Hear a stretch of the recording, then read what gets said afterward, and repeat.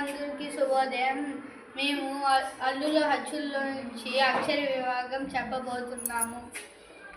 వర్గమూలంలో ఉండే ఒత్తు అక్షరాలు క, గ, చ, జ, ట, డ, త, ద, ప, బ. వీటిని వర్గ యుక్కులు అంటారు. కంఠం నుండి పుట్టే అక్షరాలు అ, ఆ, క, ఖ, గ, గ, ఞ, విసర్గ, హ. వీటిని కంఠ్యాలు అంటారు. కంఠతాళ వృత్యాలు ఏ, ఏ, ఐ. కంఠోష్ణాలు ఓ, ఓ, ఔ. దంతోష్ణం వ. తాలువులో పుట్టే అక్షరాలను తాళవ్యాలు అంటారు. ఉదాహరణ ఇ, ఈ, చ, ఛ, జ, ఝ, ఞ, య, స. తాలువ అంటే దవడ. ఆ నుంచి ఔ వరకు ఉండేవి అచ్చులు.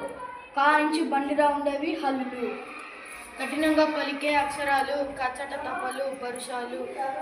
తెలుగుగా పలికే అక్షరాలు గ, జ, డ, ద, బ. సరళాలు.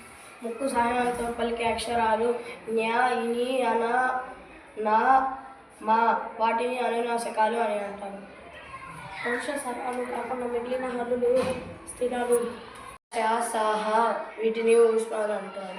ప్రధాన సహాయంతో పలికే అక్షరాలు ఉ, పప్ప, బబ్బ, మ. ఓష్యాలు అంటారు.